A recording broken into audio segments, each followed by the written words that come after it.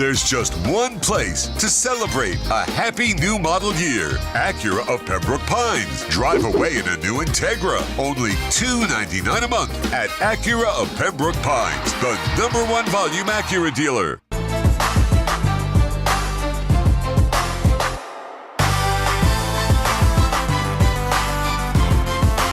If you're looking to take your home or business to the next level, then RM Contractors can assist you. RM specializes in new residential turnkey, new commercial turnkey, home and office remodeling. Call them for free estimates. Serving all of South Florida, licensed and insured. Call Ray, 305-345-3649. You work hard to create the perfect atmosphere. You dream it, we'll build it. RM Contractors, 305-345-3649. Or Instagram at RMC Fisher Island.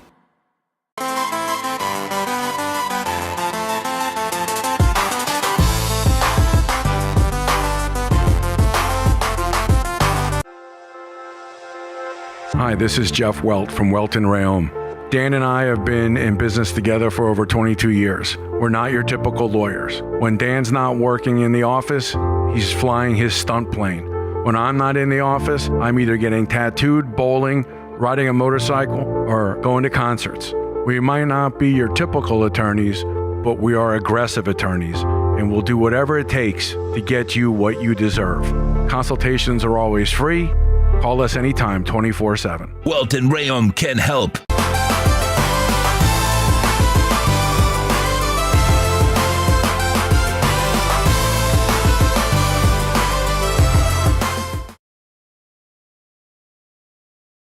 It's showtime, everybody!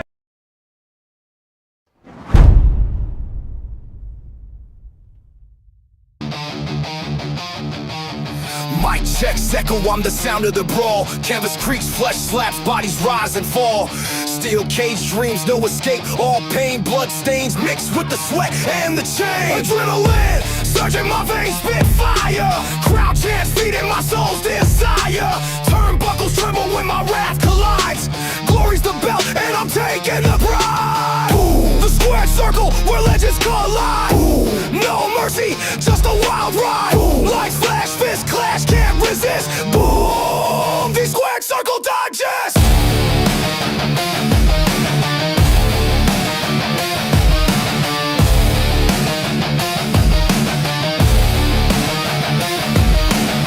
Pyros ignite, shadows dance in the glow. Ringside roar, it's a gladiator show. Chokeholds tighter than the grip of the night. Climbing the ropes to new championship heights. The mental battlefield, no room for doubt. Every move calculated, every scream a shout. The bell tolls louder than a sinner's regret. This is the place where the bold never forget. Boom. The squared circle where legends collide. Boom. No mercy, just a wild ride. Boom. Lights flash, fist clash, can't resist. Boom. The squared circle digest. Boom. The squared circle where legends collide. Boom. No mercy, just a wild ride. Boom. Lights flash, fist clash, can't resist. Boom. The squared circle digest.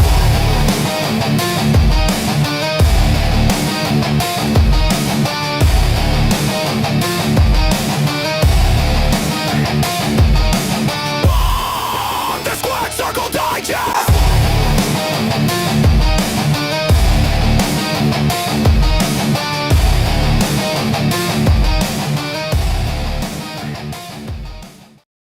We are live. It is Tuesday, 6 p. The place to be. It is the Squared Circle Digest. And we're like this because Frankie made sure he dressed up, so I had to quickly throw on a mask and become Evil Uno. So, that is my Halloween costume. There you go. And also, real quick, Steven Gonzalez, it was my fault last week. Apparently, I have to have two different setups for when we go live here and when I go live with O. So it was my fault on the echo from Frankie Fresco we found out as well. Well, sir, you are Eva Uno, but I will up you on that, and I am none other than Mr. Iguana, baby. Oh, this guy. He did it. He did it. Mr. Iguana in the goodness. building for you guys. I am here, This guy sir. did Mr. Iguana. Wow.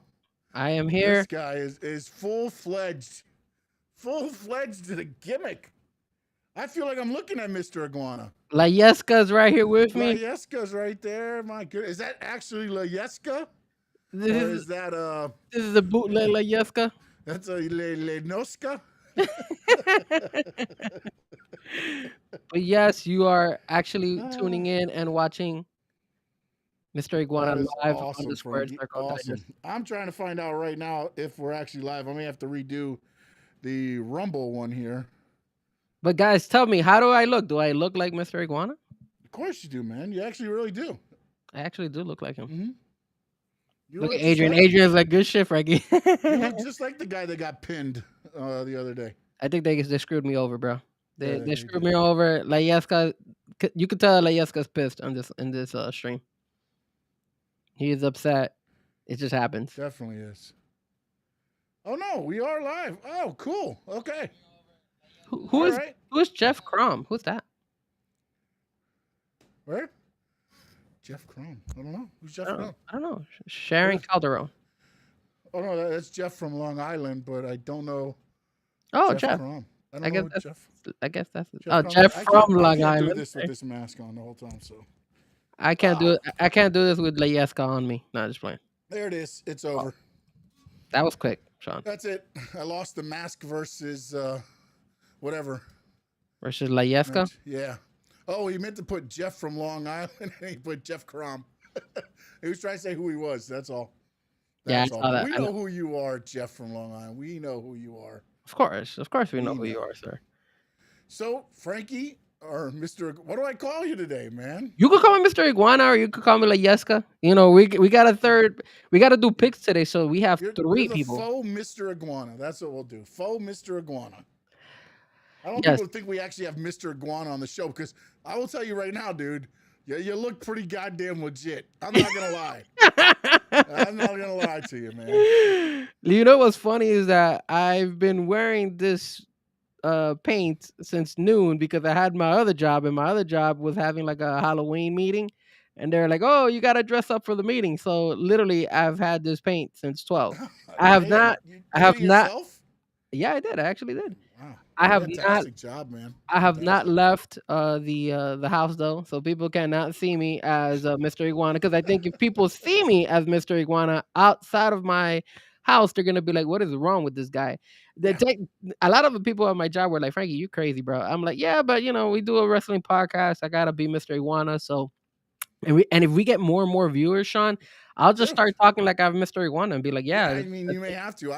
You know what's funny? The other day, I actually went to oh God, what is the And I got the shirt too. Look. what is the thing where you could pay them to do announcing thing or whatever? Cameo. I went to Cameo, and Mr. Iguana was there, and I was like, I might do one for Frankie. Let me see how this rolls out. And then he didn't lose. He didn't win, so I didn't have to dress up like Mr. Iguana. So I may have to get take this picture, put it on the thing, and send that to Mr. Iguana to do a Hey, maybe you know what? Maybe reaction to we this. should tag Mr. Iguana on this one and tell him, Mr. Yeah. Iguana, tune in, man. Tune in. Yeah, Mr. Iguana. We should have him on. But put both of you side by side and let Mr. Iguana talk to Mr. Iguana. And we both speak Spanish and English. Yeah. So Yeah. now I think he has a better. Who has a better La Yeska? Does he have the better one? Look, mine's look really pissed though. He looks Yeah, really. yours upset. looks like he's gonna eat you right now. Like he doesn't like. Look at that. He looks like he's Like, ready Jessica to. looks like happy. Look at He this guy. doesn't bro. look happy at all. And sometimes he puts it in another. Yeah, he doesn't look like he's been happy for a while now. See, that's the best I've heard you talk, Frankie, on the podcast. That's the best you sounded. It is harder to freaking put this damn thing next to me. He Yeah. just doesn't stay still. This guy. That's what happens. You gotta get a fake one, not a real one. Well, the Nobody knows you WWE. got your temperature up to 32 degrees, so the iguana's just frozen on your shoulder right now. That's That is true. Finn Saber Finn reposted Sammy, this. thank you for Yeah, because reposting, sir. he noticed that the iguana's being interviewed. Jessica was on. Yeah, he was like, "Oh my God, they got a guest. Mr. Iguana's on with me." What happened See- to Frankie? Where's Oh, Frankie? Actually, you know what? Hold on a second. That's a good point. Let me change my name. Make sure you put faux there. I don't want people to think that the real Mr. Iguana's on with us. What are you And then talking we're about? tagged. We're tagged as that podcast that's using, I'll put Evil Uno, and you put Mr. Iguana, and it'll like Mr. They're having a podcast together. There you go. Look, there it is. There's a Mr. Iguana, possibly. Oh, there you go. There you go. That's fine. That's fine. You should put it in Spanish, though. Mr. Iguana, and then possibly in Spanish. I don't know what that would be or whatever, but, you know. All right, we ready to talk some wrestling? Yes, sir. I guess we are. Yes, absolutely. All right. This week, WWE released some cryptic posts on X.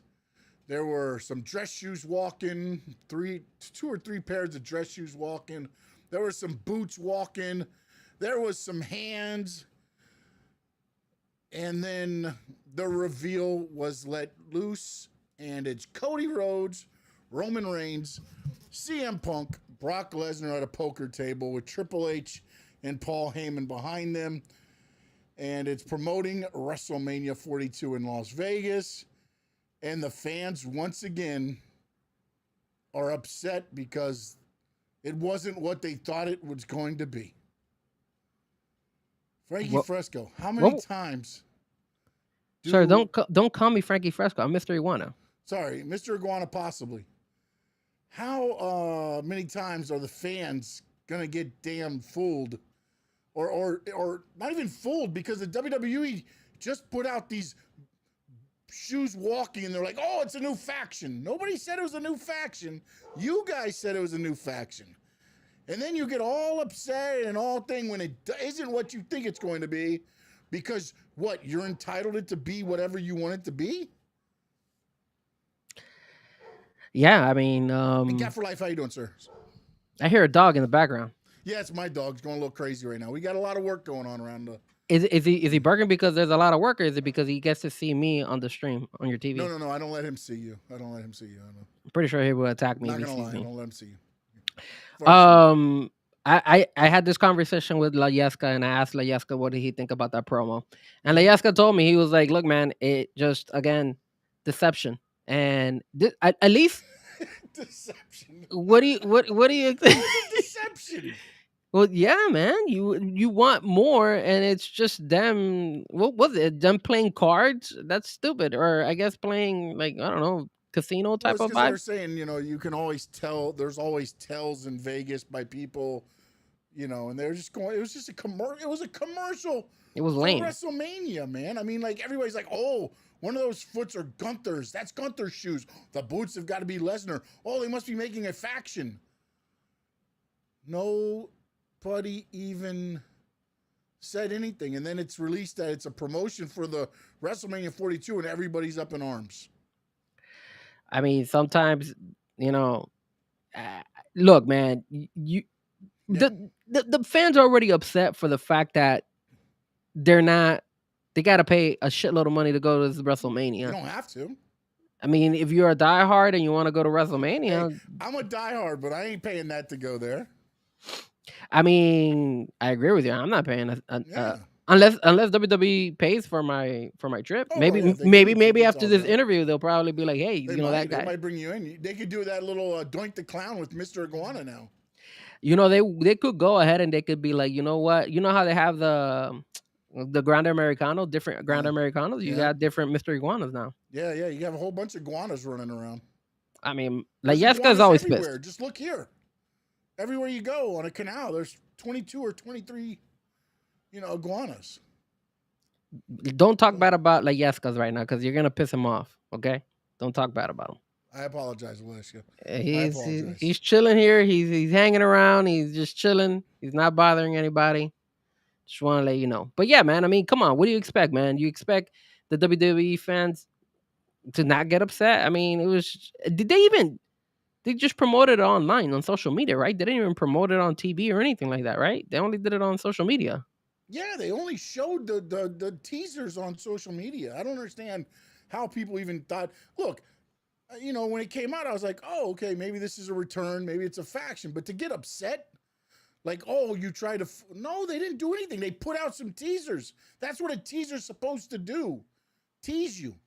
And then you get all butthurt that, it should have been something else. Dude, come on. Well, it should have been something else. They should have given us something more than just what we already know.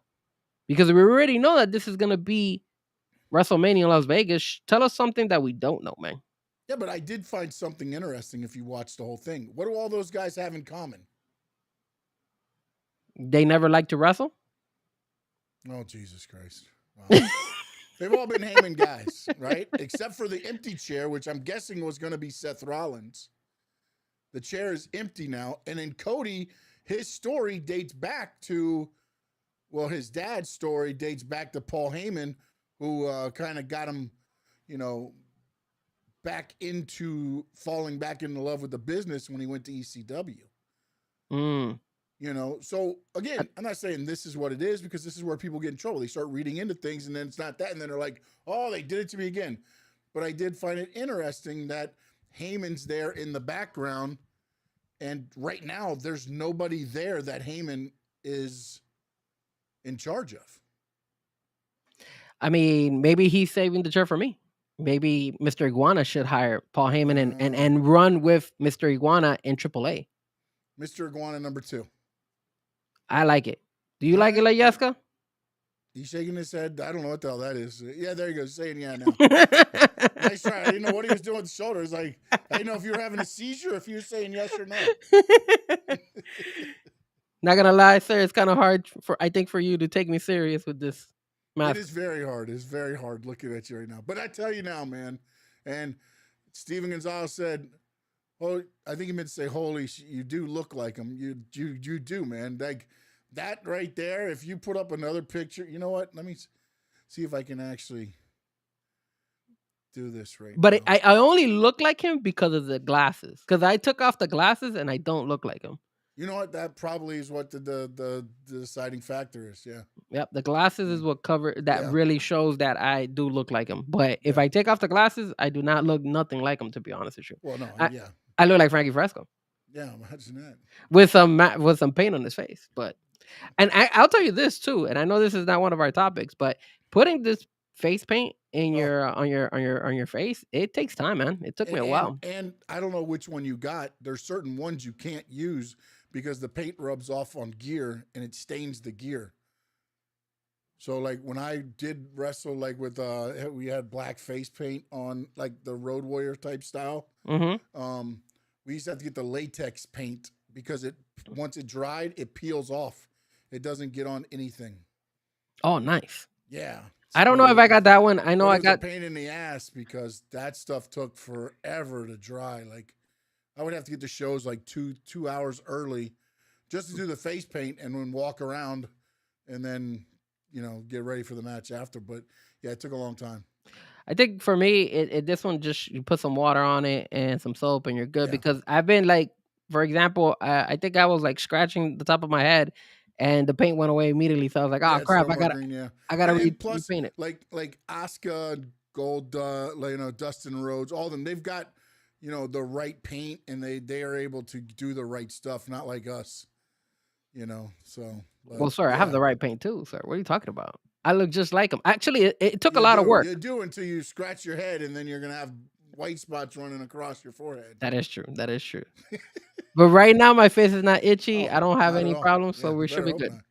Better hope Lieska stays right there, man. Oh, he's there all day, bro. Look at him. Yeah. He's chilling. All right, let's jump into an AEW topic here since we just did a WWE one. Go for it. AEW is adding the AEW World Women's Tag Team titles. Frankie Fresco, Mr. AEW, Mr. Iguana, possibly. Are they doing too much? I think they are, man. I think the problem with AEW is that there's just too many championship belts right now. And then adding the women's tag team belt is even worse because, look, you got Okada was one. Well, he's got two, actually, that they combined into one. Because, So they combined the Omega one and his, right? They unified it. And then you have the Trios Championship belt. You have the tag team belts for the guys. You have now the tag team for the girls. You have the TBS for the women, the TNT for the women. Well, no, not TNT. The heavyweight.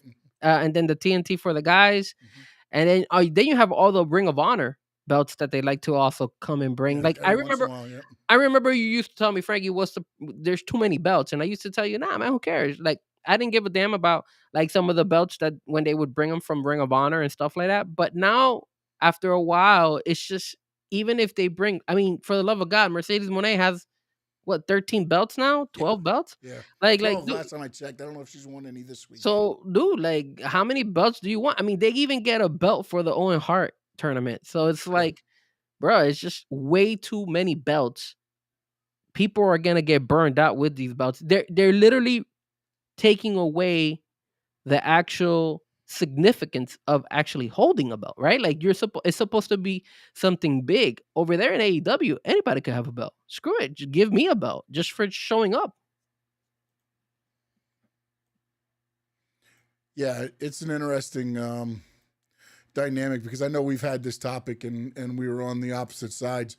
What I felt it did is it diminished the meaning for the other titles, and to the fact that, like, I mean, Okada didn't defend his titles forever. It was only like on pay-per-views was the only time. Now he's getting in the ring more often, so I think that'll help with that title. But I felt that they threw the Ring of Honor title on there like it was a known title for them, you know, like it was a AEW Ring of Honor championship, you know, and look, I know NXT does the things with the TNA and this and that, but you hardly see the main roster with the titles on there. Every once in a while you'll get it. I'm not saying they don't do it all the time, but they do it as more of an attraction than, oh, it's just part of the show. Whereas I felt like AEW started it and kind of made it part of the show to where it didn't have the same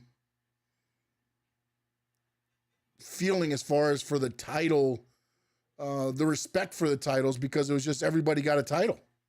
Yeah. You know? And to be honest, the interesting thing is I love that they're doing an AEW women's tag team title. I think they need to get rid of some of the other titles. I think they don't have enough guys right now with Swerve and some of those guys out right now to have all of the men's titles that they have.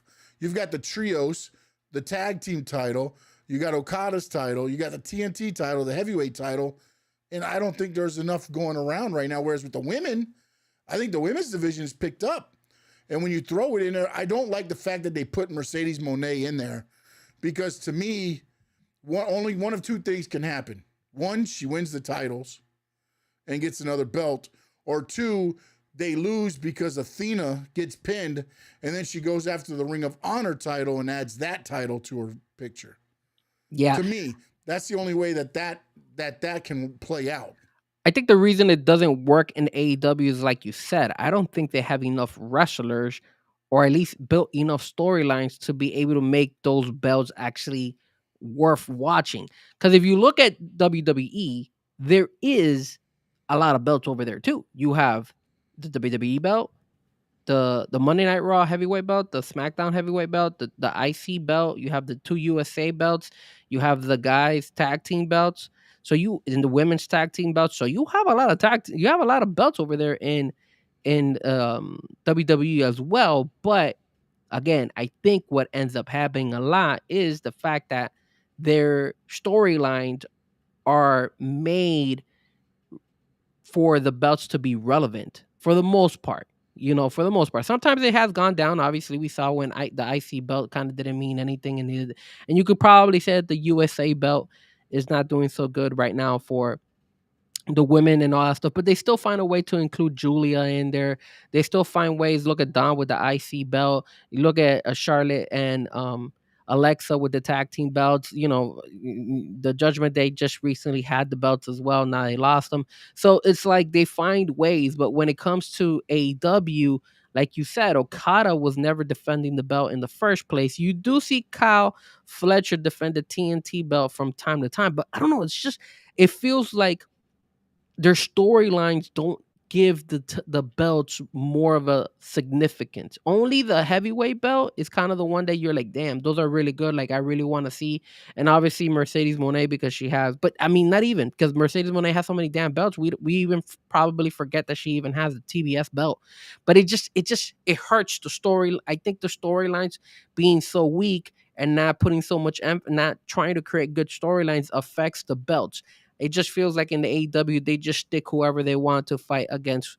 Hey, this guy Okada has the belt. Let's throw him, I don't know, Kyle O'Reilly just for the hell of it, and that's it. And you're good. And I think that's what hurts them, and that's why it feels like there's too many belts in AEW compared to WWE. Well, no, but I also go back to this is where if you're just throwing anybody in there, this is another thing where I thought AEW let something go too soon. I think they should have used the rankings. And what they should have done was if you're 2 through 5, you're fighting for the TNT title. If you're the number 1 contender, you're fighting for the heavyweight title. You make the rankings mean something. Whenever you do that, you increase the value of the title. Whenever you're just throwing anybody out there, it doesn't really help the value of the belt. To me, I think the one that helped the most, and he's only around for a little bit longer, will be John Cena. John Cena started the U.S. Open Challenge, and then Sami Zayn, but that has elevated the title to it meaning something, and it's defended every time on SmackDown. That is true. It has become like a TV title. Back in the day, WCW had a TV title. Arn Anderson, one fall, 20-minute match. You had 20 minutes to beat him. If you didn't do it, then he kept the title. But every week you knew that title was getting defended, and it elevated. One week he wasn't wrestling, a more enhancement guy. Then the following week it'd be, whatever. And then as they worked the storylines going, then you got Dusty involved, Magnum involved, Nikita Koloff, whoever it was going to be for the pay-per-view. But it means something other than just, anybody shows up and we put them in for the title. It's just like, no, you got to make those titles mean something. 100%. And this leads into our next thing. Right now, the best title storyline going on. We're going to do 2 parts. This week we're going to hit WWE. Next week we're going to hit AEW. Okay. So the best title storyline going on in WWE right now. Well, or at least I feel that the Intercontinental Championship belt right now has a better storyline than the actual heavyweight belt. And the reason is, I think you have the right person with the belt, which is Dom. And second of all, you've elevated Rusev. Rusev is actually doing really, really good in WWE ever since he came back. And then you brought in Penta, and Penta is doing a great job. And the other thing that plays a big part in this is that you're also putting in little nuggets here and there. So you'll put Adam Pearce always messing around with Dom. You have the Judgment Day who will mess with Dom as well. Dom messing with the Judgment Day. Then you have Dom actually going to AAA, going and trying to defend the AAA belt over there as well. So you have a better, I think the reason the IC belt is doing so much better than the heavyweight belt is because you have it on the right person.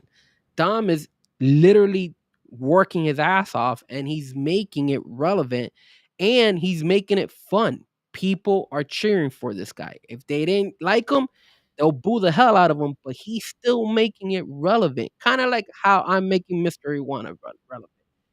And I shout out to the Rumble people. I see the Rumble numbers keep climbing up, so they might think I'm Mr. Iguana for real. Yeah, maybe. Iguana possibly. But yeah, I think that's the reason why. And when it comes to the heavyweight belt with the Cena and not Cena, Punk and Jey Uso, the problem with Jey Uso and Punk is some people are tired of Jey Uso, and we don't know what we're gonna get with CM Punk. We don't know if CM Punk, truly, I don't know. I think CM Punk is gonna win it. And we have our picks for Saturday Night Main Event, which is gonna happen this weekend. But it just feels kind of weak, man. It feels kind of weak. And even after Seth had the belt, it felt kind of weak. It never had the true power like when Roman had the belt. You feel me? And I think the problem with the Cody Rhodes belt is Cody Rhodes has the belt and he has no opponents. Like, yeah, he's been going at it here and there from time to time with Drew McIntyre, but it's the same thing over and over. And you're seeing Cody keep the belt and win it. It just doesn't feel like they've been able to create good storylines to make those belts more relevant right now than the IC belt, in my opinion. Yeah, well, we've said that the championship runs are always terrible compared to what the chase is. So I wrote down each title. Cody right now and their current feud. Cody is with Drew. The other heavyweight title is vacant, which is CM and Jay. But at least you got Braun Breaker and LA Knight in there, so there's like a story going on through everything there. Ilja just won it, so not really anything, just kind of the U.S., open challenge for him there. Becky is going on with Maxine, which has been entertaining, but again, it's not, it's helping elevate Maxine, and I think it's more of a, Maxine, you're busting your ass for us. We see you getting better, so we're going to You saw she wrestled sick and everything. That's impressive. Yeah, no, that's what I'm saying. I mean, I feel like this is more of a, okay, let's see what we got. Julia, I have no idea what the feud is or what is going on with her. AJ and Dragon Lee just got the tag team titles. Not going to go into that. And then for Wyatt 6, I put Halloween Horror Nights.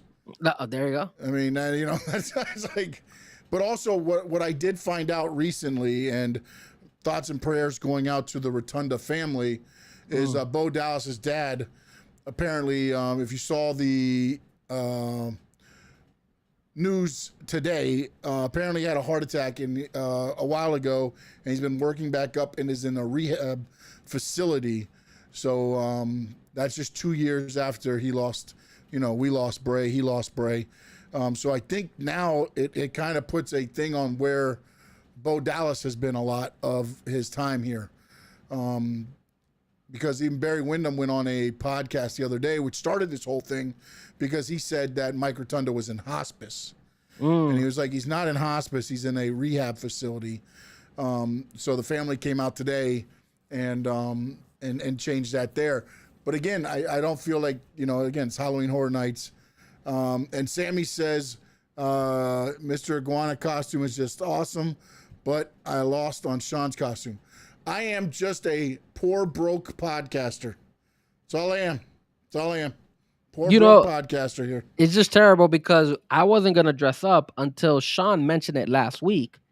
And then all of a sudden, we made a bet that I would have to wear Mr. Iguana today if they won, because for some reason you thought Mr. Iguana and La Parka were going to beat Javon Evans and Leon Slater. They should have. Oh my goodness! It's Halloween Havoc. Yeah. Like if it wasn't any other live premium event, then absolutely, I agree.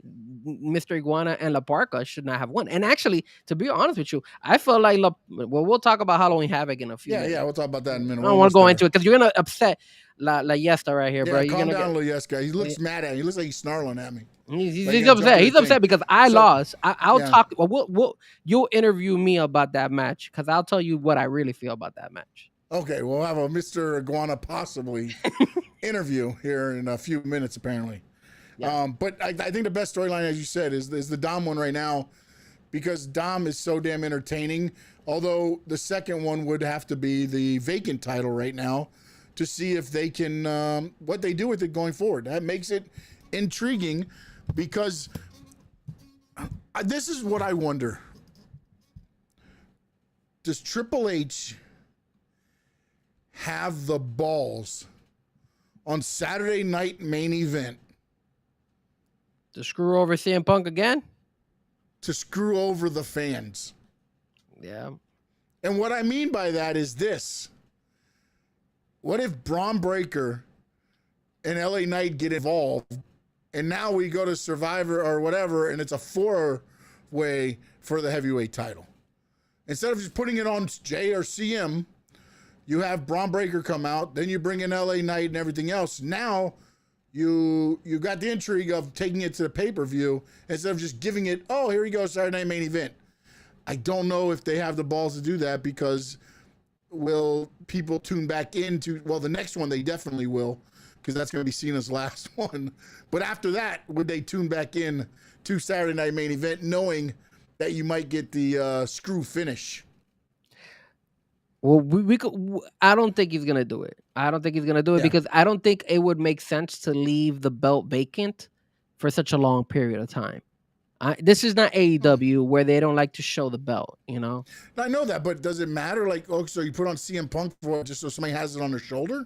Well, obviously CM Punk or Jey Uso has earned the right to wear that belt. If CM Punk won his match, and then obviously Jey Uso won the elimination little rumble match Yeah. that they did. But it So just feels like that with what was said on Monday Night Raw when Braun was like, "Why aren't we doing more?" and and Paul Heyman said, "Because Adam Pearce already doesn't want us, around. Basically, he's there's a reason." There was a funny thing that came out too about the reason why reported sources saying they didn't want Braun and Bronson Reed out there because they felt that they would get cheered because they took out Seth Rollins. that's stupid. At the Battle Royal. That's a supposed report. We'll believe that when I see it, but it is what it is. But it's interesting to see if they do that, and then also at the same time creating that story between Heyman and Braun Breaker in the way that this is somebody I won't be able to control. I mean, look, man, at the end of the day, if they're not going to give the belt to any of those guys, then I know who they need to give the belt to, and that is none other than Mr. Iguana. Ay, adiós mío. Oh, ¿quiere hablar en español? We can talk in Spanish. Yeah, sí, poquito.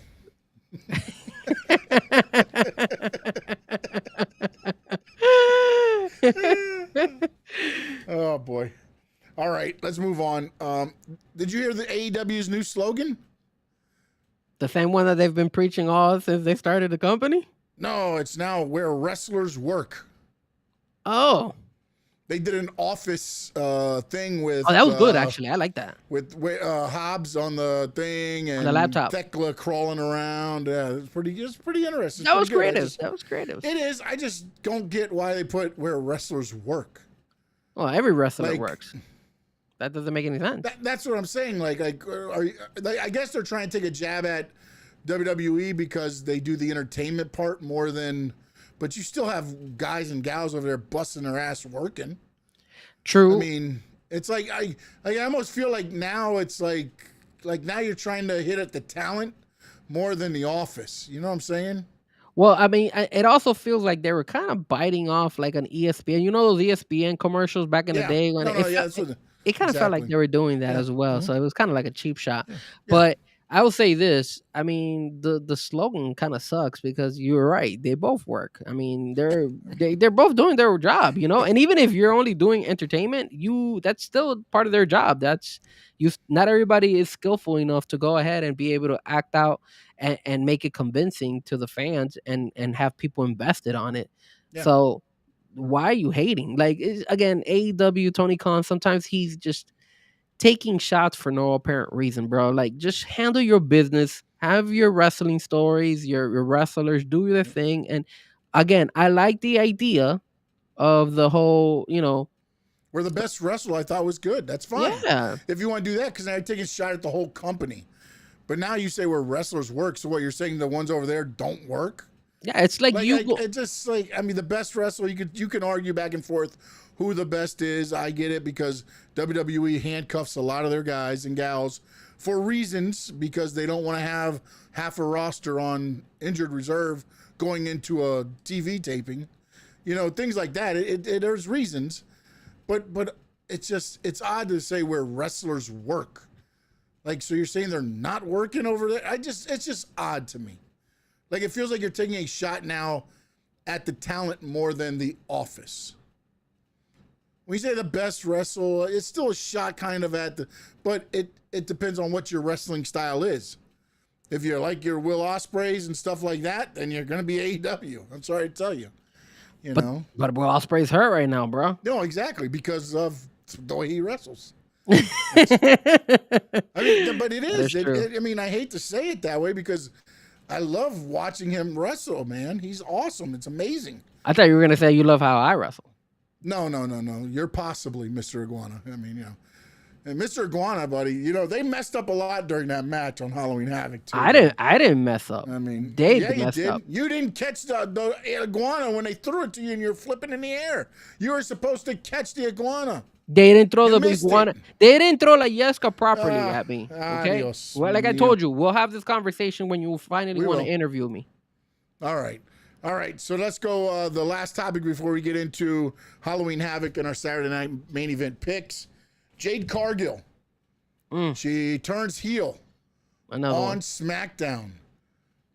Did WWE make the right decision? Well, I don't know, man. I'm 50-50 on this one because I feel like Jade Cargill, she had a decent run, but they never gave her the belt as a baby. And she's never lost to fans. The fans have always been supporting her. I think what she gets criticized more is more of her in-ring work and obviously her mic skills. Similar to Jey Uso, right? Jey Uso messes up a lot in his mic. That last promo on Monday night was terrible from Jey Uso. But did they really need to go ahead and make her a heel? I don't know, man. But she was a good heel in AEW for a while. So I feel that she could carry that heel persona and maybe elevate it. But is it going to make a big difference for her in WWE right now? I don't know, man. I don't think so. I mean, I know she's always been pictured as, hey, like Storm, right? Like big and strong and nobody can beat her. What do you do now as a heel? Like same concept. The only difference is like now she's pissed even more. So I don't know. I mean, are they trying to set a Storm or are they trying to set us maybe possibly Jean Grey? You don't know who Jean Grey is. Okay, you obviously don't watch X-Men. Okay. I've told you this. You act like it's a surprise. I told you. I know comics, man. No comics here. He doesn't watch X-Men. I told you. I didn't watch none of that, either DC or Marvel. Like I don't even know what the difference between them are. Oh my God, Jesus Christ. Blasphemous indeed, sir. Let me tell you something. This was the refreshing part that Jade needed. What? And the fact that they highlighted the cut and put red on it so that when they did that camera angle and she's beating her down and you just see the red cut, that was where it split her wide open. Perfect. This is the refreshing thing she needed. And going into Saturday night main event, I will give you my pick because hopefully they put that match on there. I think it's already on there. And I think her return as a heel is setting up a bigger face return. Are you talking about Bianca Belair? I am. If they should have made somebody a heel, it should be Bianca Belair. No, you can't. Bianca, no. Why not? Because she's got that nice everyday person vibe to her, man. I don't know if she could go into it like. I don't know if she can turn that off, man. Maybe she can. But to me, she feels like she's just that type of person that's just like you want to be around. It's just like you everything just vibes into her. I mean, again, man, for me, Jade Cargill, I don't think it makes her or breaks her being a heel. I don't think it's a new, fresh breath of fresh air for her. Something's going on with you where you want everybody to become a heel because you were saying the same thing about Cody, that Cody needs to freaking lose a belt. They need to refresh it. Yes, you need to refresh some characters. I don't keep doing the same stuff. That's again, it worked back in the day with John Cena. It doesn't work in today's wrestling. People get stale. People don't. You're gonna have your fans that love you no matter what.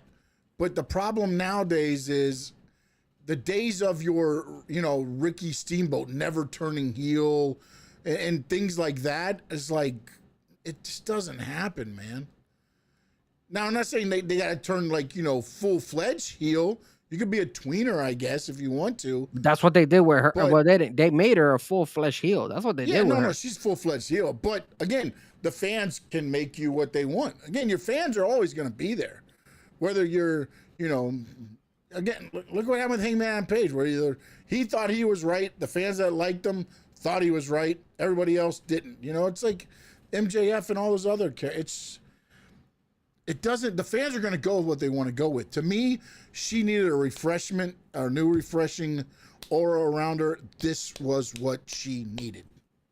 I mean, again, I don't think she needed it. I don't think it's gonna make her or break her. I still think she's gonna have the same feud with Tiffany, and I wouldn't even be surprised if Tiffany beats her Oh again. God, if they do that, I might not watch SmackDown anymore. I mean, look what I'm they're just, doing I'll with. give you that answer of who I think should win. That's just like, I mean, the Tiffany's run. Not saying it's her fault, but they didn't help her out at all, man. It's been stale. Um, it's been okay. What was her big win? What was her big title defense? Tell me. Trish Stratus, Charlotte Flair at WrestleMania? Charlotte Flair, WrestleMania too. Yeah. And then what happened after that? Again, that's what I'm saying. Like, it's like you go from those two back to back to nothing. You're back with Nia. You're back. Like, come on, man. It falls on the creative in a way, but it's like. But who do you want them to put against her then?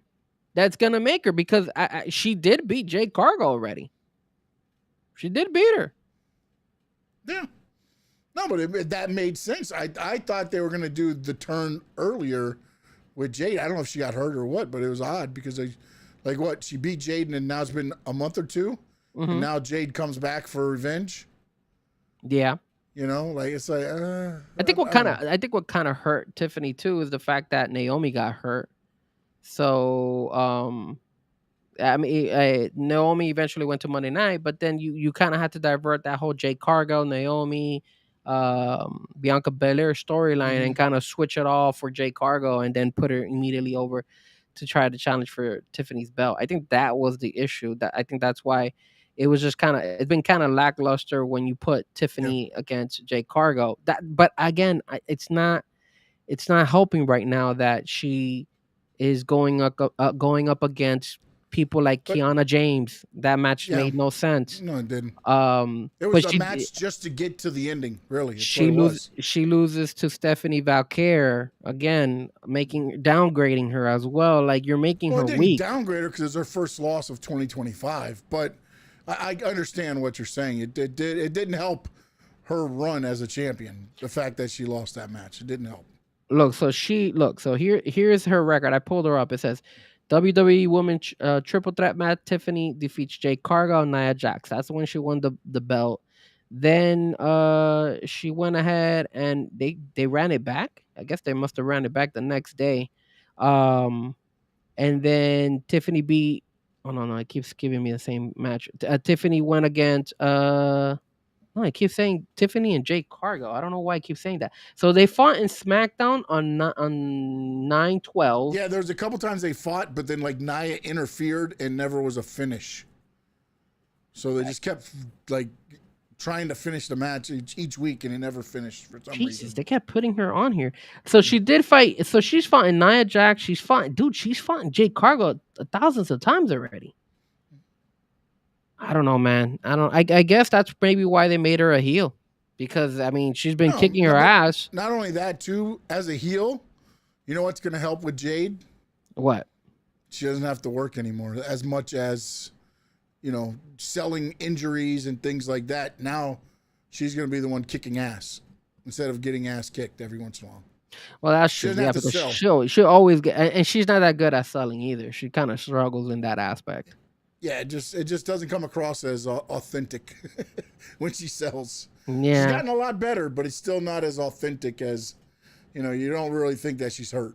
And maybe it's because of her build or whatever. You just think that, okay, yeah, all right, whatever. I mean, her build makes her like, hey, again, she had a run as a heel in AEW, and it went well for her over there. So maybe it does elevate her. But I think right now, after looking at how many times she's fought in Tiffany Stratton and how many times she's lost against Tiffany Stratton, it makes sense to make her. Yeah, but does that have the live shows and everything on it, or that's not TV? Probably not. It's not TV. The only ones that have been on TV was there was one where it was on SmackDown, 9/26. It was a triple threat. Tiffany defeats Jade Cargill and Nia Jax. And then there was another SmackDown on 9/12. Tiffany versus Jade Cargill, and it was a double count out on that one. Yeah. And then all the other ones they looked like they were house shows. They were Okay. like a Yeah. couple of house shows, and then you also had there was a dark yeah, dude, but actually on 8/15/2025,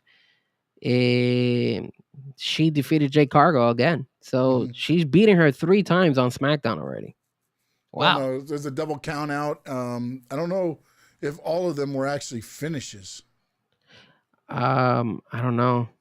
8 But minutes loves your look. oh, of course, sure. Dude, I am the Mr. Iguana. In a couple of minutes, Sean is going to question what happened to me at Halloween Havoc. And I'm going to explain it to you guys because I feel like we got cheated. Me and La Parka did a hell of a job out there, and we just got screwed over. La Yesca was pissed. I was pissed, but I made it here. Leyeska's probably pissed because you Oh, threw her on the ground 12 times. There she goes again. La Yesca just fell. Wait a minute. The back of your head's not painted green? Everything is painted green, sir. Mr. Iguana. Oh, I don't think so. I just saw you look to the side. I didn't see green. Sir, at least I dressed up. Where's your mask? What are you talking about? I'm the world's brokest podcaster right here. Terrible. And you're the one who asked us to dress up. And look, First off, I never said anything. I said I would dress up as Mr. Iguana if your pick came true because your pick was so dumb. my pick was not dumb. It made Yes, it was. sense. We're No. going to talk about it when you Yeah, interview well, see, me. when you about make picks, they got to make dollars, not cents. That's your problem. that. Wow. Shots fired. That's your problem. Wow. All right, that was let's a low get blow. into the great show that was Halloween Havoc. Yes, please. I got to explain to the fans what happened out there, bro. Can I go? Or which one? What we're going to talk about first? We don't have to You know talk what? about my match. Because this guy is here and he's possibly Mr. Iguana. He opened the card with a great match between Javon Evans, Leon Slater, La Parka, and possibly this Mr. Iguana. So, Mr. Iguana, what actually happened and why did your team come up on the short end of the stick? Well, first and foremost, if you look at that match, we dominated that match. We were actually the high flyers out there, if you noticed it. My partner, La Parka, was doing a hell of a job out there. We dominated him. There's no reason why Javon Evans and Slater should have beaten us. But there was some miscommunication. They wanted to mess with La Yesca. When you mess with La Yesca, the problem is it distracts me. But look, there was one point in time when you remember the scene where they both came out and I poked them and I did with La Yesca, everything was favoring us. And then WWE just screws us over because we're not technically part of WWE in their main. We're not NXT. We're AAA, man. They don't want AAA people to win the belt. So, or I'm not the belt, but they don't want us to win because then we could challenge for the belt. So we got screwed over, man. That was the thing. And the worst thing about it is that it's Halloween Havoc. We are dressed up. Was Javon Evans dressed up? Did Leon Slater have any costume? No, they don't. La Parka looked great out there. Did you see La Parka's skills? He looked amazing. And myself, I look awesome all the time.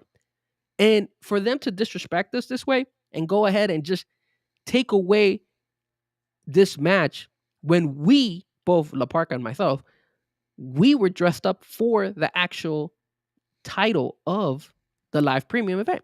It was called Halloween Havoc. That's what we're dressed as. We're dressed as Halloween costumes.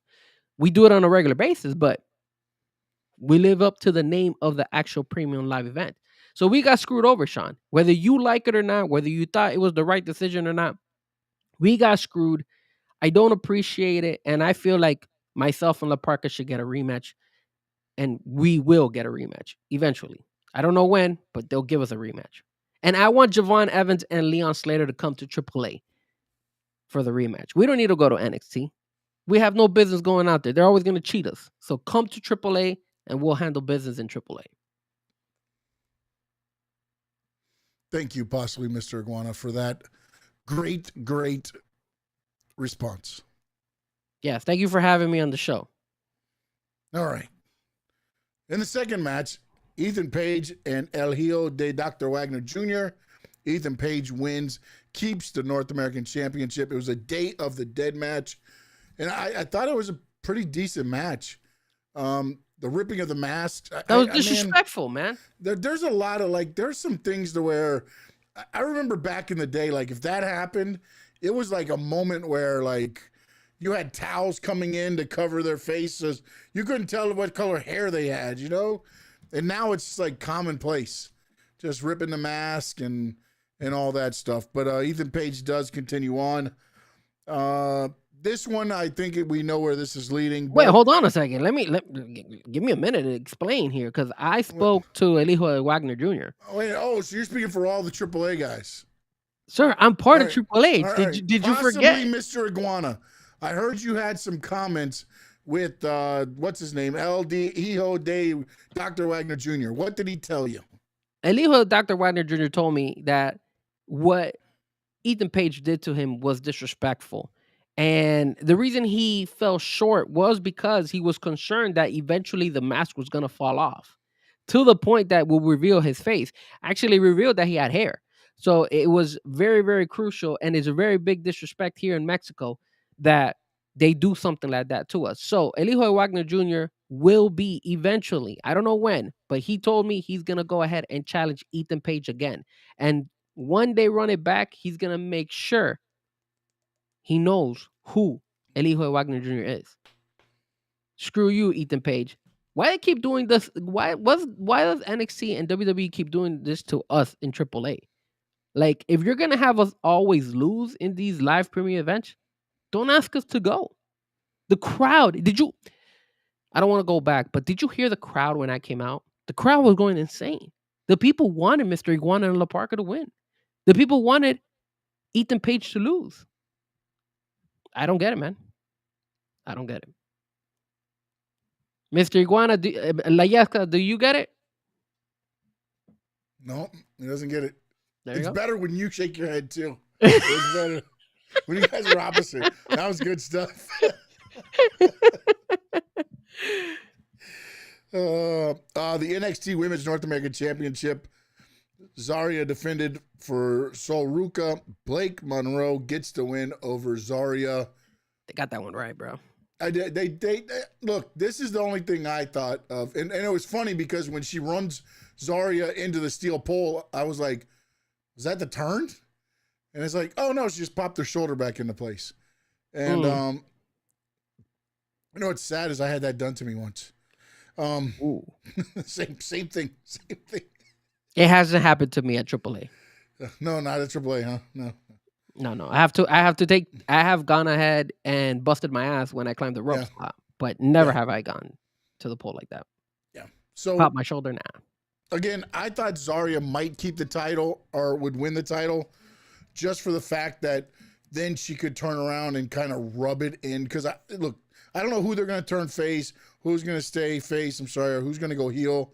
But Zarya and Sol Ruca are heading to a big blow up soon. You saw it last night. She drops the speed title. Zarya storms off. But again, I think they got it right with the Blake Monroe. Either way they went with it, there was going to be some interesting stories coming out of it. So I don't think they could have went wrong. But I thought you had a longer, better story right away with Zarya and Sol Ruca. But I also don't know what the injury is, if there is an injury to Sol Ruca. It seemed like it's a work. Yeah. But it's kind of sketchy. And you're right. I think that was the best way to get the titles away from Sol Ruca and not hurt her, because she didn't get pinned. So it was the right move. And I do feel that Mariah May is going to do a phenomenal job as the North American champion. And I think she's going to have a hell of a run. And then it's going to catapult her eventually to then go after the NXT Women's World Championship belt. Yeah, I can see that. I like the way, again, it's one of those things where you're slow rolling her into this, but she's also picking up a lot of the WWE way, which is a little different than AEW. Not a lot, but there's things WWE doesn't let you get away with that AEW did. So there's things that she needs to still get, but she's got the entertainment aspect of it. That entrance is amazing. It's tremendous, man. Tremendous. She's doing a great job in that. And I will say this. I feel like this is going to elevate her, man. I really feel like I don't think she's gonna last that long in the NXT world. I think they're gonna move her very quickly. You know what's funny? What? Sorry, I was gonna say. Normally, I would say you're wrong. I think they keep her in NXT for a while, but with the way TKO's doing and with the contracts, meaning money has got to be spent wisely. I think you're right. I don't think she's there. She might not be there long enough to capture the NXT Women's Championship. Yeah, I, at the end of the day, it makes sense for her to get elevated quickly because the talent and the skill and just the aura, right? The aura of this woman is just amazing, man. She is smoking hot. Mr. Iguana and Layeska both approve of Blake Monroe, aka I like calling her Mariah May. I think that's the right name. Even though she went on record to say that she regrets using her real name as a wrestler. That's one of the reasons why she's happy to be Blake Monroe. But I think they did a hell of a job. I think they made the right decision on that one. And I can't wait to see where and how far she elevates that North American belt. Very good job by NXT in that one. I agree with you. And I have faith in Shawn Michaels to make that run better than what it would be probably on your SmackDown to Raw. Yep. You had the NXT Women's Championship. JC Jane went in as champion. Tatum Paxley leaves as champion. I think that was more of a fan's choice. And do you think they got it wrong? Did they get it right or wrong for you? I don't think they got it wrong. I just don't know that. Like, here's the interesting thing with Tatum Paxley. Last night you saw it, right? She comes out and she does the spin the wheel for her opponent. It's Lola Vice, and I was like, oh my God, Izzy Dame is going to turn on her here, and Lola Vice. This is how they get the title on Lola Vice without Lola Vice beating JC Jane, in a way, is what I thought. And then now they flipped it around to where now they're going to end up being teammates in a 6-women tag next week. I don't know that they got it wrong because this allows JC Jane to be what she second is best at, and that's being the whiner and complainer. I don't know if you saw even on the Deadline poster, they have Mariah May and who's the other one on there? There's two women, and then she sends out the X today with X's on their face, and she's like, "Oh, you got 2 blonde bimbos on there, and I carried the company for half the year on my back, and I'm not even on the poster." You know what I'm saying? So I think there's going to be more intricates into this. And I'm interested to see that because I think JC Jane, as far as being, hurt that she lost the title and everything else, I think it'll be very interesting because, again, Colin got sent to the back, Fatal Influence got sent to the back, and then in the end, everybody came back out, and then that allowed Tatum Paxley to get the win. So technically, it's not a clean win over JC Jane either. So, So for me, man, I think they got this completely wrong, bro. I really feel that Tatum Paxley, it's a fan favorite, but you saw her first defense, the way she reacted, the first thing when she came out, she just doesn't look like she's supposed to be the NXT Women's Heavyweight Champion. She doesn't look like it, man. And look, I don't want to disrespect Tatum Paxley because, sounds like you do. AAA here, we at AAA respect everybody, and I know the work because I put the grind day in and day out. But it feels like, for me, it's gonna be hard to say this, and I'm sorry if you're gonna go ahead and tag me on this, but she's not a heavyweight, figure wrestler in my opinion. I don't think she comes even close. I feel like it's not. She I know she's been in NXT for a while now, and it's great. It was a good story. I thought she should have lost the belt last night, but man, I don't see her as the right face to be holding on to the NXT Women's Championship. I hope maybe she'll change it around. I don't know that she's going to be a champion for long. I think she's a transitional champion, but I think it was the right decision to get the belt off JC Jane to allow her to start being more of the. She was a whiner already with the belt. It didn't matter. But now it's going to be even more because now she has everything to complain about. When's she going to get the rematch? Why doesn't she have a belt? Why isn't she on the poster? Why isn't she this? Why isn't she that? It's endless now.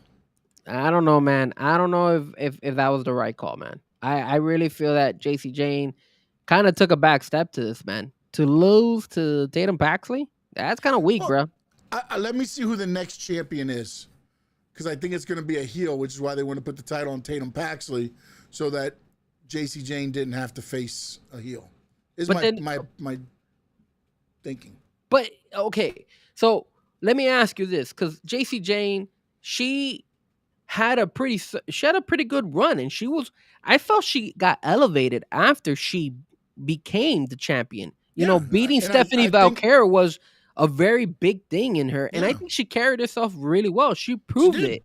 100%. 100%. And maybe they're hoping this will happen with Tatum Paxley. It's the same. Their stories are so much the same. The Tatum Paxley and JC Jane stories are almost running like this, with injuries, with being in it for 4 years, with fighting, with no one really thinking you were that person because you were always, a third in a group and everything else. And then now both of them had the chance to run the company, to be the face of the women's division. But again, do you feel that Tatum Paxley can be the face of the women's division, in your opinion? I think, look, if they write it correctly, she could. I mean, she's not going to be, she's not going to be Jordan Grace. She's not going to be. She couldn't. I keep saying Mariah May, but Blake Monroe. Blake Monroe. She's not going to be those. That's not her. She should have never. She should have beaten. So. She should not beat Lola Vice. Lola Vice is better than her, unfortunately. But I think Lola Vice should have won the belt in her hometown. I think she should have gotten the title in Fort Lauderdale. I agree. But, so. And think about that. They preferred to put the belt on Tatum Paxley than Lola Vice. That's crazy, bro. That's crazy, because that goes to show you that they feel like Tatum Paxley is a bigger draw than Lola Vice. And in my opinion, I don't know about all that, because Lola Vice she doesn't have a group behind her. She can hold herself. But I'm not going to say they chose her. Maybe the story, it's better for it to go on Tatum to drop it quickly than to go on Lola to drop it quickly. I won't go that route. Let me see how this plays out. I won't go that route yet. But if it plays out and they do keep it on Tatum for a long period of time, then yes, they chose Tatum over Lola Vice. Yes. I'm shocked that Tatum Paxley won. Shocked. And for her to have won it and then still retained it yesterday, very, very surprised. And again, it looks like she didn't pin and no pins. I understand that, but I know they got involved. But let me ask you this. The next fight seems to be a rematch all over again. Doesn't it? Who's the next opponent for Tatum Paxley? It has to be JC Jane. That's it. We'll have to figure it out. I mean, that's what I honestly think Izzy Dame is going to be the one that ends up taking the title from her. Because again, she left her name off the wheel, and Sean Spears said, "Hey, her name's." She's like, "Oh, because we're friends, we won't fight each other." So I think what they should do, if again, this is my thinking, you have this the 6 women tag match going on, and Izzy Dame pins JC Jane somehow, whatever it's going to be. Lola Vice could hit her finish. Izzy Dane could even throw Lola Vice out of the ring to get the pin. And then Izzy Dane could say, I should get a title shot because I just beat the former champion. Then you're trying to break the calling then. It's going away. Calling's gone. I looked at it. I thought they were going to turn on her at the pay-per-view. Yeah, I think that would have been better if they would have done it at the pay-per-view. Yeah, and kept JC James the champion. That's another way you could have gone. I mean, again, I'll wait, let it play out and see. But if it is a long-term thing on Tatum Paxley, then I will backtrack and say not a great idea. Because fair enough. To me, that should have been Lola Vice if you're going to do long-term. Because I think Lola would have been better as a champion long-term. Again, I feel that Shawn Michaels made a mistake. He gave victories to people who didn't deserve it.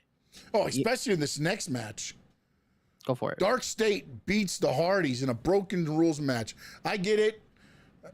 Whatever you do, how do you take the titles off the Hardys when you could line up the next match being Leon Slater and Javon Evans against the Hardys? Instead, it's them against the Dark State. The Dark State? Really? You're upset about that? How dare you disrespect me? You have. I'm in your show today. Okay. Possibly. That could have been. Possibly you're on my show. That could have been. You're on our show, actually. That could have Myself been and Frankie Fresco's show. That could have been the Hardy Boys against La Parca and me, myself, Mr. Iguana with La Yesca going for those belts. The disrespect again. The disrespect by the WWE going First ahead off, and cheating. Mr. Iguana, I didn't even choose you last week, okay? I'll tell you straight to your face. You see that glare on your sunglasses? That's me telling you I did not pick you in La Parca. Yeah, I know you're disrespectful, and yet I still had the decency to come to your show. You did. You did. That is class from yes, my it is end. class and dedication, sir. Thank you so much. But they keep getting things wrong. They got the first match wrong. They got the Blake Monroe match correct. They got the Ethan Page wrong, screwing over my boy, Elijah Wagner Jr. Yeah. And then the Hardy Boys losing Yeah. to the Dark State, Yeah. who The sucks. Dark State, man. I hate those guys. I don't like those guys. You know what? As a matter of fact, if we don't get a rematch with Javon Evans and Leon Slater, give me those guys. Yeah. We need the belts. All right. You want the Dark State now. Okay, Mr. Iguana, possibly. Yes, Cruz. And then in the main event, Ricky Saints, Trick Williams. I mean, Another disrespect out there, bro. Ugh. That was a rough match, man. I wasn't too fond of that match, to be honest with you. I didn't like it. I mean, It was bad.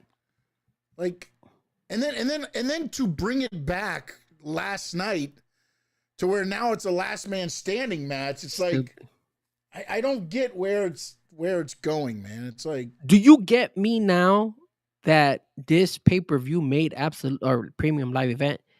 A lot of the winners were incorrect. Like I wouldn't say a lot of them. I think they got two of them wrong.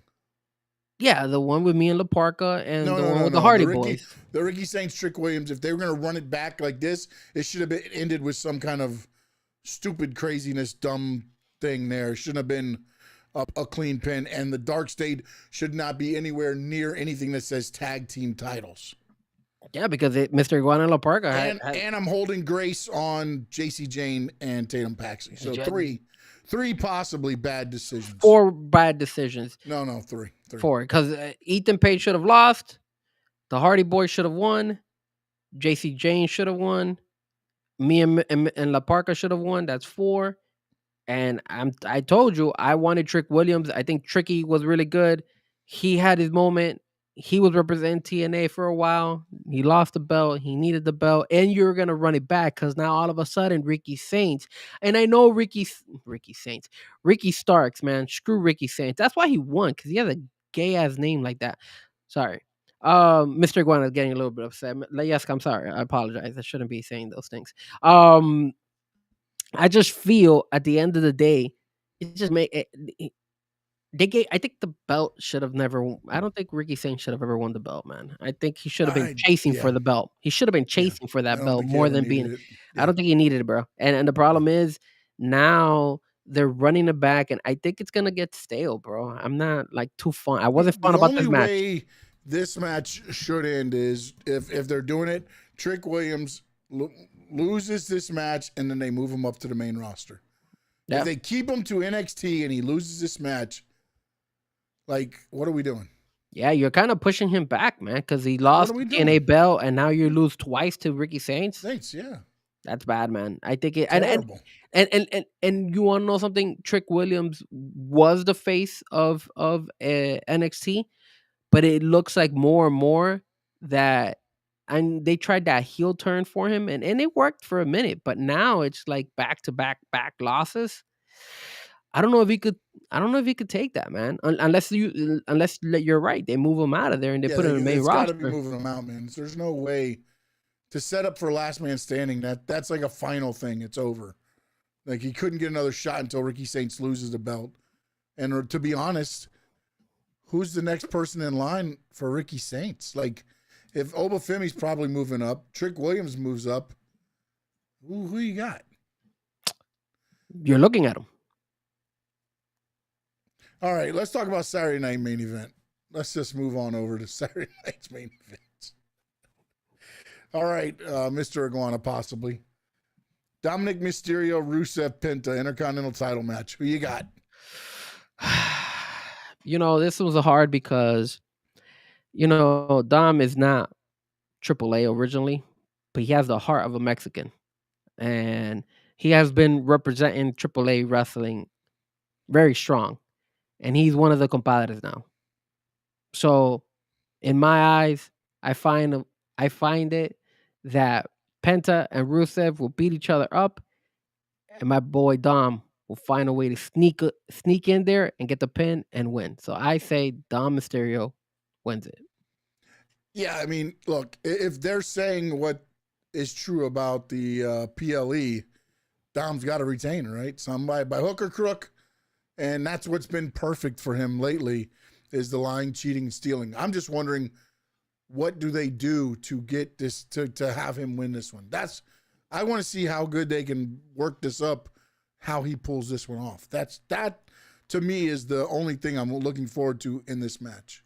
Well, do you think a Grande Americano is going to get involved in one way or the other? I mean, they got involved yesterday. I mean, on Monday. Yeah. Yeah, but now it costs them to put them in this match. So, I mean, it seems like they're going that way. I just don't know. I almost feel like they're setting up for, at one point, El Grande Americano to not help Dom, and then it'll be a AAA mega title match, Dom versus El Grande Americano. Well, El Grande Americano and Dom Mysterio are teaming up to go at, they're challenging El Hijo de Vikingo and the other guy, the Dragon guy. Dragon Lee. So because that match was I'm not already saying scheduled. it's going to be like tomorrow or anything, but I feel like they're setting up this partnership to where it ends up souring at some point, and then they'll end up fighting each other. And I apologize that I don't know that Dragon Lee's name. He's not part of AAA. He's just been wheezing his way into our federation, so we don't appreciate it. So that's why. Tiffany Stratton, Jade Cargill. Tiffany got beat down really bad, man, by Jade Cargill. Typically, what does that mean? That means Tiffany should pull it off. But that knee, all of a sudden, could play a big part in that match. Oh, man, this one's hard, but I'm going to go on a limb. I'm going to say Jade Cargill wins it. I say that she finally goes over the hump, and I think she wins it, especially since they turned her heel. Yeah. I feel that she's going to win it, and then now you're going to see Jade Cargill go on a run, and let's see if she can have a better run than Tiffany Stratton. You know what? I agree with you. I think Jade Cargill will win this match, but I don't think it's in the... I think she comes out and just dominates. Like, she takes her knee first. Not that she just, but it takes the injured portion of Tiffany and stays on it and then just goes in for the win. Where Tiffany might get one move, maybe go up to do the prettiest moonsault ever and hit the knee wrong and then crash on the mat and then get the Jade Cargill finisher for the win. Now, let me ask you something. I'm going Jade Cargill. Let me ask you something. Yep. Is there a possibility that Bianca Belair might get involved in this match and cost? That's something. I mean, no, again, because what I thought would happen is once she does that, then she stays on Tiffany until Bianca's music hits. So then that way Jade becomes the champion, and then Tiffany, sets up and Tiffany can take some time off or whatever, and they can figure out what to do with her. But you know what? I mean, I guess that is another option too. Yeah, it depends on what WWE wants. If they want to keep the belt on Tiffany or if they want to move it to Jade and then all of a sudden line up Jade versus Bianca. If Bianca's coming back. I mean, I don't know what's the status on her. Is she officially coming back? Honestly, I have no clue. Honestly, I don't know anything. The last I heard was that her finger was still having issues, like nerve thing where it wasn't. But The other thing that I know is that a finger's not going to stop you necessarily. I mean, you're not needing, you're grabbing a rope, you're not, but I mean, again, I don't know if it's doing anything else to her hand either or whatever. So again, I don't know that she will. It just seems very odd that all of a sudden you bring Jade back as this monster heel if you don't have a baby face to confront her. Yeah, because if you put Nia Jax on her, Nia Jax is a heel. Yeah. I mean, there's no... Who else is another woman in the SmackDown roster that could challenge Jade Cargill as like Jade being the heel and a baby? There's nobody out there, right? Oh, well, no, I don't know. Because you got Zelina's dark right now. No, Bailey's over at Raw, so that's not even there. Lyra Valkyria's in Raw. Flair and Bliss is already tag team. Yeah, I mean that would be the only. I mean, you could maybe throw Charlotte in there, but then what is it for? Yeah. She's got the tag team titles right now, so. Dude, there really is it. I mean, I mean, obviously, the only one that they could probably throw on a SmackDown is this girl. She's always fighting. Oh, or you know what? Maybe they could give Chelsea Green a run. Yeah, I mean, it would be a different thing. Like it'd be because Chelsea Green is kind of one of those like middle of the pack. You know, she's good people, but she's like a baby and she's a heel at the same time. Yeah, because she's of her entertainment level. Yeah, but I don't know, man. I don't know if she'll get it though. It'll be tough. I'm trying. You know who I'm thinking about that they'll definitely stick her on whatchamacallit on like a SmackDown to just take a beat down. What is she always fights against? Chelsea Green. What is her name? I'm having a train of thought. Is it Mia Yim? No. Is it B-Fab? No, not B. Why B-Fab sucks? No. Trying to think like those ones that she had to fight. She had the trash can match with Chelsea. That was Mia Yim. That's her. Is that her name? Mia Yim? No, Michin. That's who it is. Oh, Michin. Yeah, I forgot. Michin would be the one. Michin would be the one that they'll probably stick her to fight against Jade Cargill on a random SmackDown. That's who they would put on her. That's who I was thinking about. Oh, I think Cat for Life jumped on the wrong part of the podcast family. Adrian. That's on the other one. Cat for Life had it. Michin. There you go, Michin. Yeah, see, he was thinking the same thing. Yeah, Cat for Life had it. Mm-hmm. Yeah. Yeah. All right. Heavyweight title match: Jey Uso, CM Punk. You brought it up earlier. Does Triple H have the balls to screw over CM Punk again? I mean, look, man. There's only one person that could screw CM Punk technically, and that was Seth Rollins. Maybe Paul Heyman? I don't know. This one's a tough one. But all signs lead, in my opinion, to CM Punk winning this. And if CM Punk does not win this, and Jey Uso wins it, then the only way Jey Uso wins this is by him turning heel, which is something that I have been preaching now for a couple of weeks that he should have done by now. My only thing is that is Jimmy going to get involved? Maybe Jimmy comes. I mean, I'm trying to think. Jimmy might run out there. Oh, you know what? LA Knight might go out there. Jimmy goes to go save him. Jimmy accidentally kicks Jey Uso, and it allows CM Punk to take the 1, 2, 3 count. I'm going to go with CM Punk, man. I think it's time for CM Punk to be the champion, and there's 2 guys out there that are going to hold it down in WWE while Seth Rollins is out, while we don't know what the hell Brock Lesnar's doing. Roman Reigns doesn't want to fight. We don't know what Randy Orton's doing. I guess he's probably just chilling. And the 2 faces are Cody and CM Punk, right? So I'm going to say CM Punk wins this. You didn't mention a few names. 1, Braun Breaker. 2, Bronson Reed.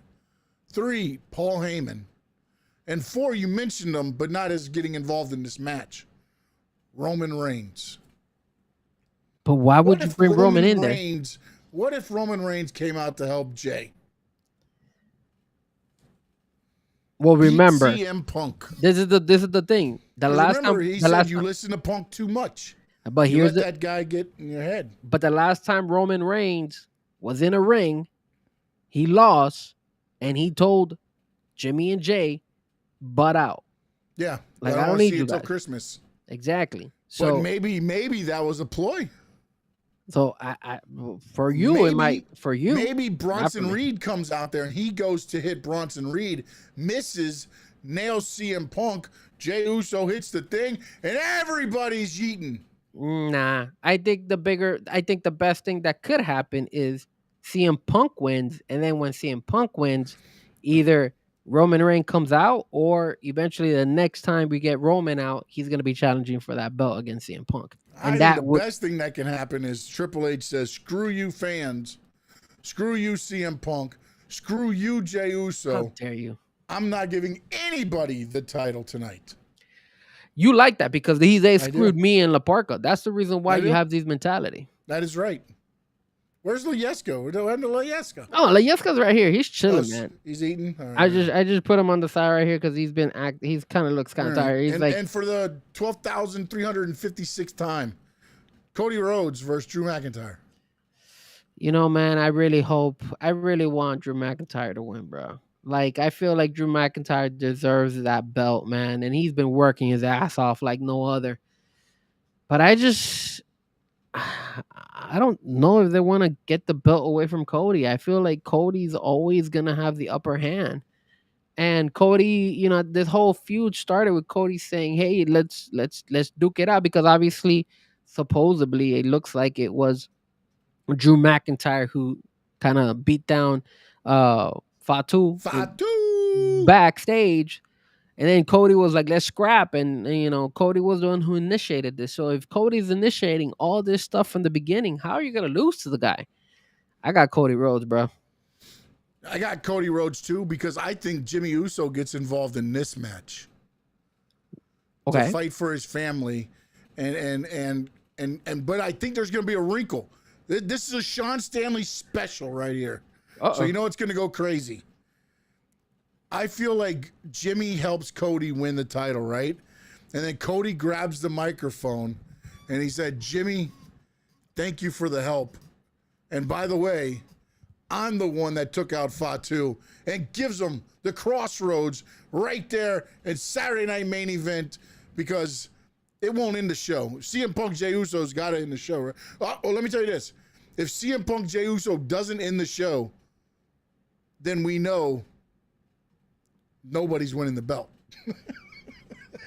But hold on, just let me backtrack for a minute. You're saying that Cody's gonna become a heel? Oh, I want him to be heel so bad, buddy. You know I'm doing all this stuff to do that. He ain't gonna be no damn heel, man. No, He never was. He never wanted to be a heel in AEW. He ain't being a heel. Calm down. It's coming, buddy. It's coming when you least expect it. Fatu right to the face. Nope. Absolutely not, sir. And I got to believe they're going to add one more match probably on SmackDown or something. I mean, I'm open for Saturday. Maybe a tag team match at something. I don't know. They got Exactly. I'm open. 3 singles and the triple threat. There's no tag team. Necessarily. But then if I look at it, who would be the tag team match? Like what would be? How many times do I have to tell you? I'm available on Saturday. Oh, goodness gracious. Me and La Parka. That's the only way WWE can make it up to us. Put us on Saturday Night Main Event. We'll make it happen. We have the crowd falling all over Layeska. Yeah, you do. Layeska everywhere. Yeah, why is he giving me a side eye? Cause man, you picked against us. Yeah, I did. You keep talking crap, I got saying it right that too. I won money on it. Thank you. You keep talking all this crap that Javon Evans and Leon Slater deserve to beat us. I mean, come on, man. What do you expect Layeska to be? Happy that you keep going against us? There's no way, bro. No way. Wow, what do you think about this? This just came out. Brad Marchand is stepping away from the Panthers to help friend whose daughter died from cancer. Wow. Oh, talk about the Panthers having a rough time right now, bro. Yeah. They're losing players left and right. But it's early. It's early in the season, so. I thought you were gonna give me some WWE or AEW breaking news. No, nothing is broken, man. As far as WWE and AEW, man. What's the whole situation? I know we already did our picks and everything. What's the whole situation with Devon Dudley and the whole situation with him and AEW? Because I heard that there was some like talk about him and Tony Khan, and Oh no! Again, I think he was falling asleep or something backstage. somebody probably agitated. Um, he just said that he didn't like the way Tony Khan necessarily wrote out the matches and storylines. So he didn't want to be a part of that because he wanted when his sons went in there and Devon just wanted to be a producer, and Tony Khan wanted him to wrestle. And he was like, no, I don't want to wrestle anymore. I want to produce, and I don't want to be a wrestler. And then he just didn't like the way that some of the again, it's the old school mentality. It's not, matches should be put together maybe a certain way. He didn't like the way that the matches necessarily Tony Khan put together the matches. He said he had nothing against Tony Khan and he always wished him the best, but he didn't like the way they wrote the matches and stuff. I think that's bullshit, bro. I don't think it is. I mean, I think everybody's got their own personal. Man. I think it's bullshit. You want to know why, man? Because all these years, Devon Dudley mentioned that whole time when he said that somebody racially profiled him, and he didn't want to say who it was, and then all of a sudden, he goes and reveals who the person is. Well, he didn't reveal it. Everybody else around him did. And he gave all he turned, they named names on him, and he freaking went ahead and said, no, that's not him. No. So what do you expect? And then he went ahead and he admitted that it was JR. Oh, you mean on the Maven one? Yeah. No, they didn't mention anything. They started talking. He talked country-ish, and then Bubba said something, and then Maven said JR. He said, go Boomer Sooners. Yeah, and then all of a sudden he agreed. Bubba Ray's like, whoa. Yeah, I mean, and where's JR right now? They knew about it. AEW. So he's taking a jab at AEW, because if he didn't want to go ahead and say that, he could have kept his mouth shut and he could have never said anything about it. But now, obviously, he was pissed of this whole AEW situation. So he's like, you know what? I'm gonna put even more fire to this to make AEW even more pissed and Tony Khan pissed. I'm gonna go ahead and reveal who's the person who actually went ahead and said the racially profile, and he works in your company. Take that, Tony Khan. So I think shots were fired from both ends. So do I respect Devon Dudley for what he says? I don't know, man. To be honest with you, but I can't trust him. Dude, how do you know how somebody was treated though? Like, we weren't there. You don't know how that was. Listen, racism was rampant in pro wrestling. There's a reason it was in certain regional territories. So for somebody to feel a certain way on how they felt they were, I'm not jumping into that. But here's what Devon said. Here's exactly what he said. I was looking to become a producer. I wasn't looking to become a wrestler. And the only reason why my agent even contacted him was because of the fact that I had left WWE and I still wanted to do the agent role. But my sons were there at the time, and I was going to try to do anything I could to help my sons out. I expressed to Tony that I didn't want to wrestle. He kept trying to push it. He would have loved me to go out there and do a couple things, maybe be a manager, maybe do a 6-man tag. And I told him, I said, if I do a 6-man, let me know right now. I'll be on the apron, and my boys are going to do all the work. I told him I don't want to wrestle anymore, and he wasn't taking no for an answer. He couldn't get that through his head. He was like stringing me along, and even though I kept telling him I don't want to wrestle, I was literally, when we had those meetings, really fresh off of back surgery. I really couldn't do it like that back then. It takes some time for your body to heal and be able to make sure that you go back after back surgery.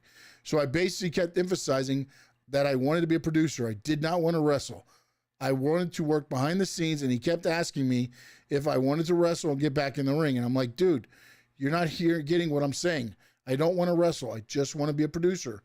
I want to help my sons out. I want to help them get where they are, like what Billy Gunn was doing for his sons.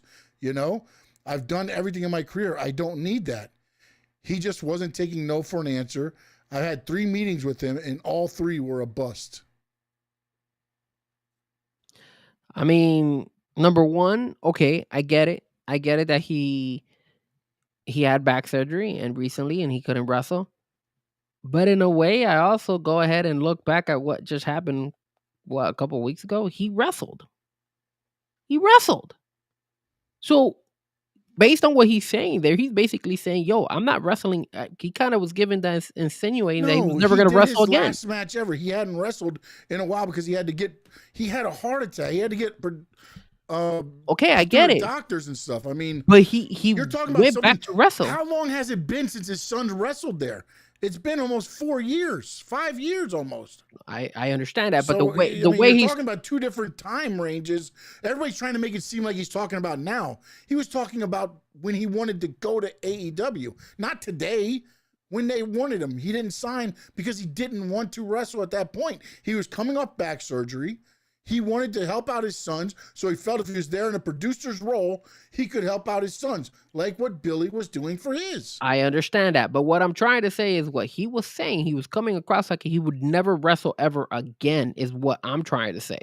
And look what he did. He eventually did He end up never wrestling. said he'd never wrestle again.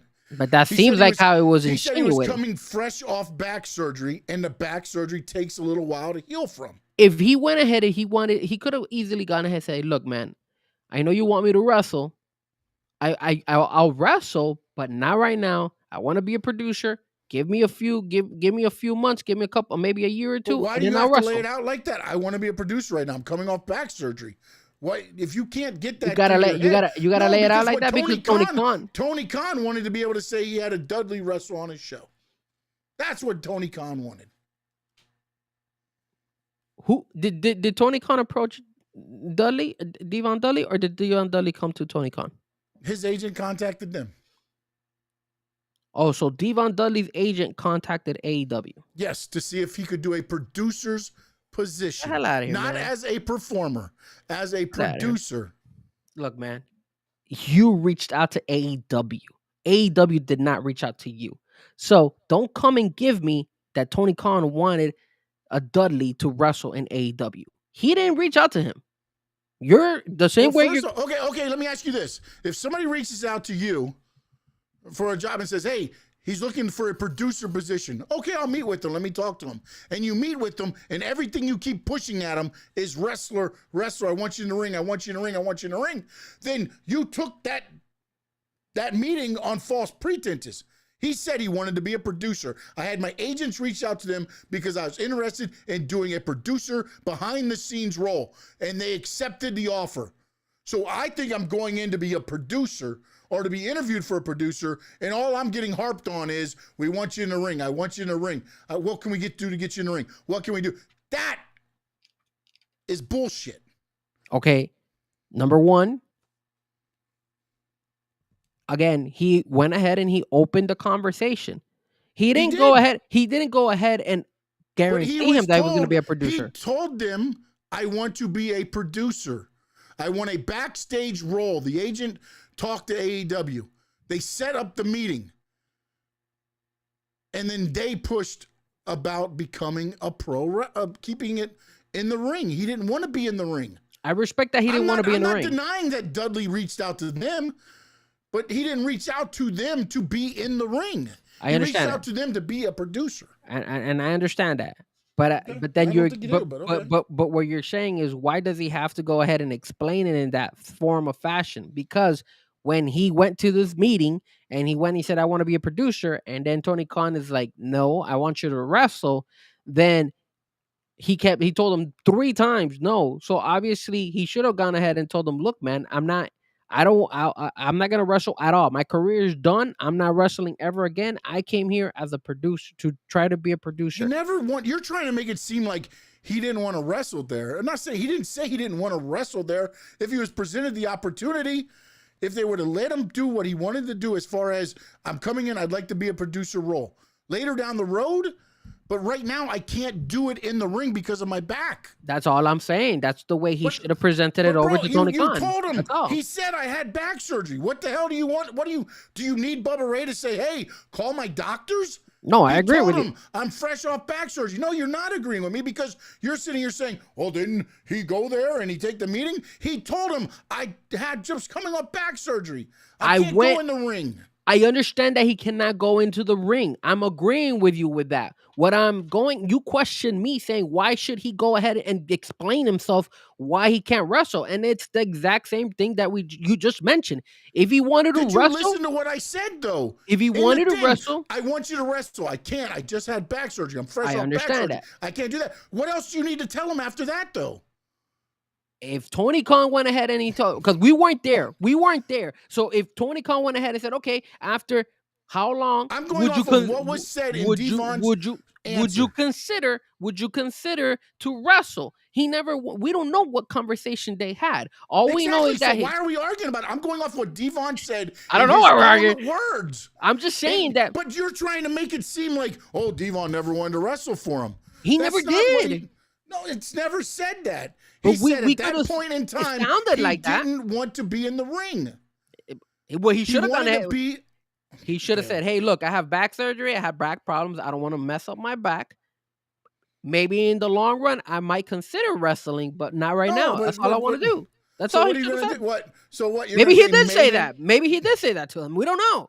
But all I can tell you But you're sitting here acting like, oh, well, Devon just said this and that. No, I told you what Devon said in his own words. And in that, from that article and that stance there, how can you side and say that I told him I had back surgery? I'm going off what was said in that dialogue from from Devon. There's always I don't know what was said there. There's always two stories to There is, but Tony Khan hasn't come out with his side. So right now, all I'm going off of is saying this is what Devon said. Let's see. That's all I'm going off of. I hope Tony If Khan somebody tells you they've had back surgery, they just want to be a producer.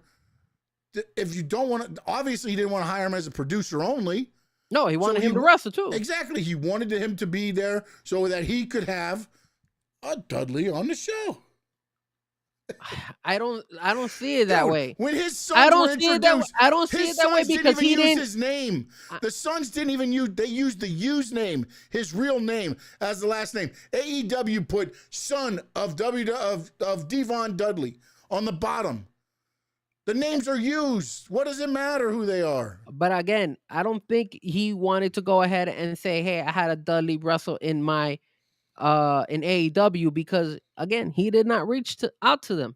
They reached out to him, and then obviously, obviously, as an owner, then he took advantage and said, you know what? Yeah, maybe then that's when he said, okay, you know what? Yeah, I could use him as a wrestler because he's a well-known figure in wrestling, and he everybody knows who he is. So yeah, it's gonna help my brand, of course. Let me try to get him to wrestle. So you're saying that?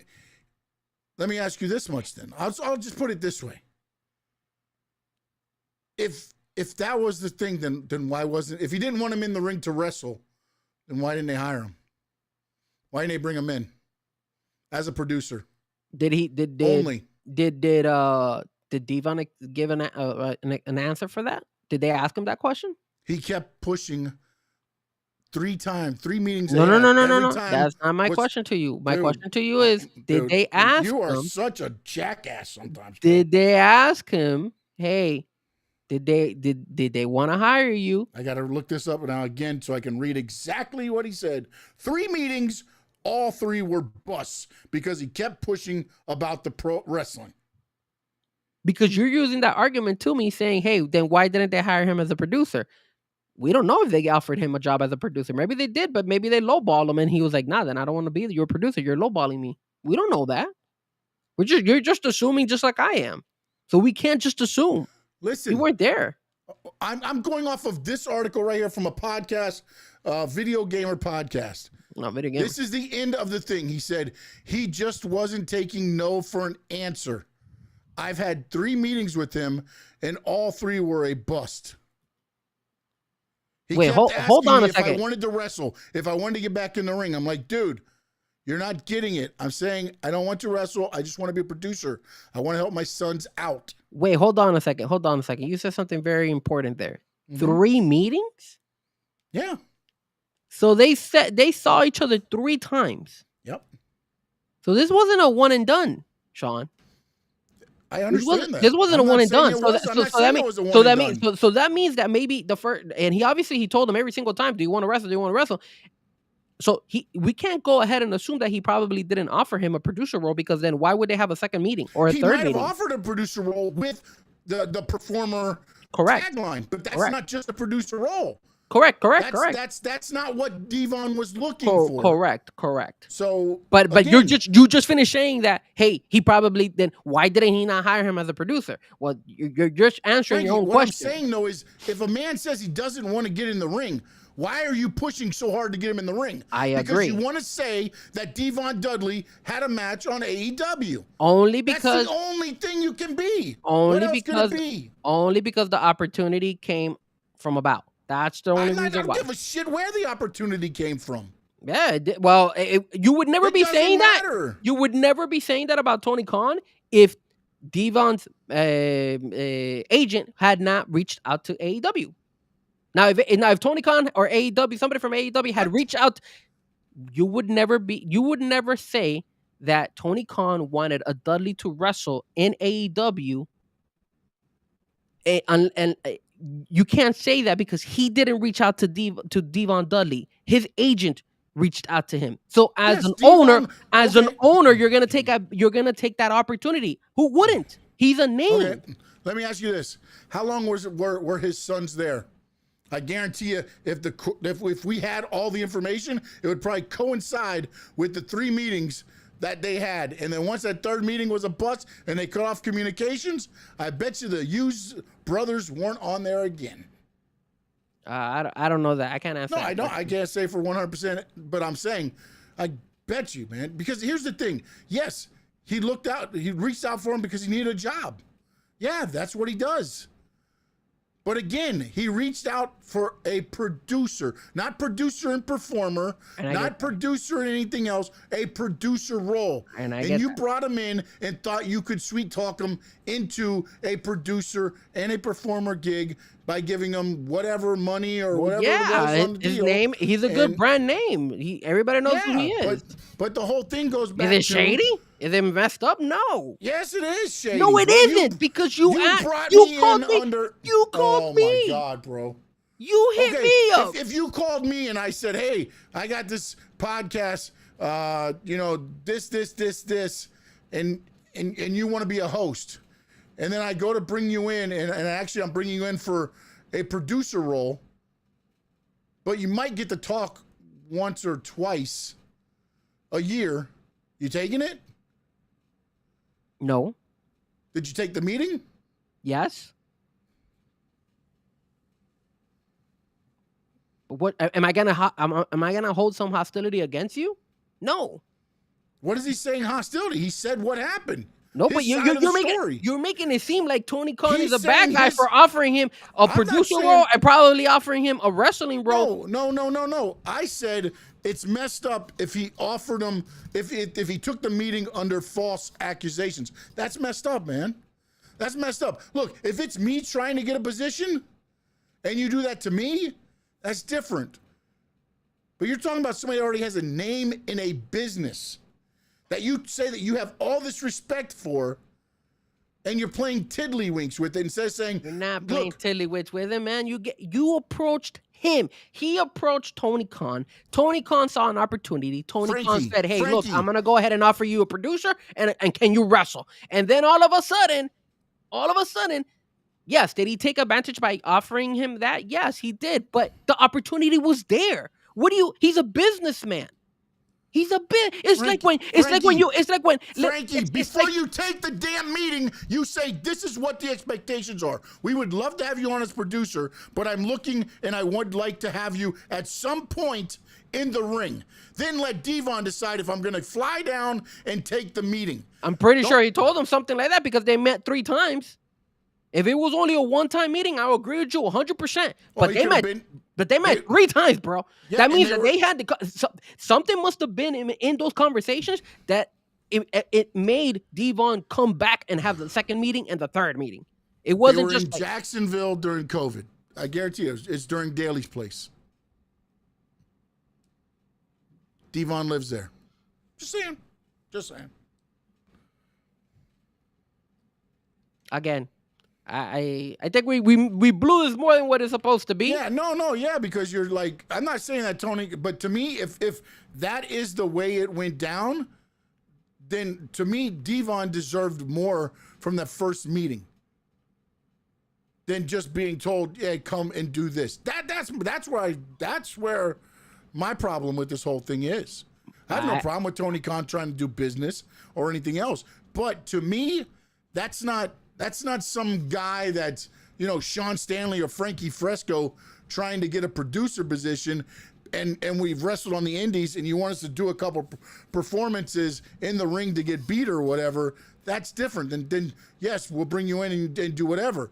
But a guy like Devon or any, you know, guys that have names in this business, you be upfront with them. Look, this is what I'm looking for. If this isn't what you want, then let's not waste time. I'm pretty sure they had 3. I mean, I don't know. They had 3 meetings, so they had to have talked something about what Devon wanted. If it was just one meeting and called it quits, then I agree with you 100%. Yeah, but a meeting could have just been they ran into each other in the airport. We've seen the Tony Khan Shane McMahon meeting, right? No, I mean the Shane McMahon Tony Khan, they sat actually on the desk and everything and freaking talked. Yeah, I know. All right, Mr. Iguana, possibly let them know where they can reach you. They could find me at Mr. Iguana, possibly. No. And no doubt. Thank you, sir. Thank you. No, you can find me at Fresco Music. I don't have it spelled here because obviously I'm dressed up for Halloween as Mr. Iguana. But you can find me at Fresco Music on all social media platforms. The people at Rumble, man, thank you so much for tuning in as well. Hit that like on that side of the platform. YouTube guys, don't forget to hit the like and share. And then everybody on X, thank you so much as well for watching us. I know I look like a clown, but I dressed. Don't look like a clown, man. I dressed up for Halloween. I dressed up for Halloween. You look great. So I hope that came out a lot better than it would have if it was on the other side of the camera on my side. I'll tell you that much now. I only did this because it's Halloween and Two thumbs Sean, up, buddy. Sean has said that he said he was gonna dress up and he did. No. So. I said if your stupid pick came in, then I would. Don't disrespect me, goddammit. We should have won. I already told you this. Yes. And if you didn't hear that interview, go back and hear when I talked to Mr. Iguana, possibly, earlier on in the show about his match with La Parka against Javon Evans and the great Leon Slater. You can catch me at Stanley Media _11 on X. Hit the follow on Rumble at Stanley Media House on YouTube, and every other, I believe, outlet that you can. Stanley Media House.